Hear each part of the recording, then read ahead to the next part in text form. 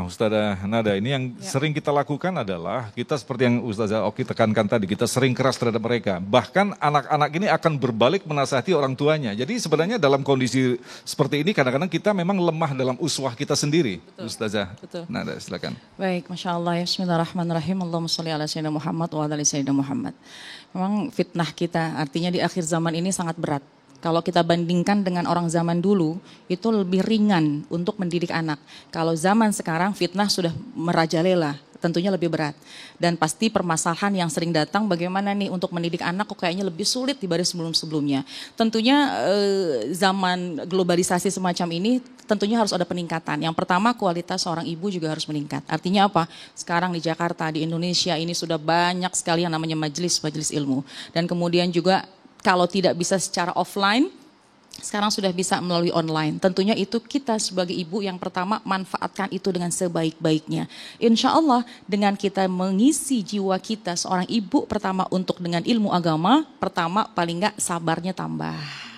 Kemudian husnuzonnya tambah, kemudian doanya juga bertambah, amalan-amalan baik buat supaya anak kita baik juga insya Allah akan bertambah. Jadi modal pertama, ini kita harus meningkatkan diri kita dengan kualitas ilmu agama.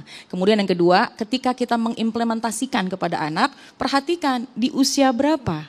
Nah itu kan pasti berbeda-beda. Kita mendidik anak di usia 1-5 tahun berbeda dengan usia 10 tahun. 10 tahun berbeda dengan usia yang sudah dewasa misalnya. Dan masing-masing anak 1, anak 2, anak 3 pasti beda karakter. Nah inilah pentingnya kita, orang tua pasti lebih sensitif. Oh anak pertama seperti ini menghadapinya. Anak kedua seperti ini menghadapinya. Jadi semata-mata kita jalankan semuanya tentu dengan berlandaskan ilmu dan insting kita sebagai seorang ibu. Kelemah lembutan ini tarik ulur. Ada kalanya kita perlu mengkeraskan anak untuk mendidik, tapi tentunya juga disampaikan sama Ustazah Oki tadi sudah dituntun oleh baginda Rasulullah SAW. Bagaimana ketika kita menyampaikan, kita memberikan tuntunan, tentunya kasarnya bukan kasar tapi disiplin.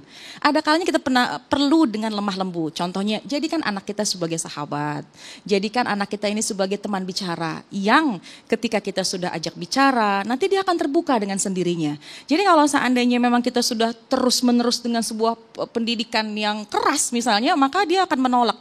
Kalau bahasa yang keren sekarang udah rejection ya, udah langsung menolak. Wah ibu udah datang menasehatin, udah malas ngedengerin. Tapi betul tadi, ketika sudah menasehati dengan hati, menyampaikannya dengan hati, insya Allah masuk juga dengan hati.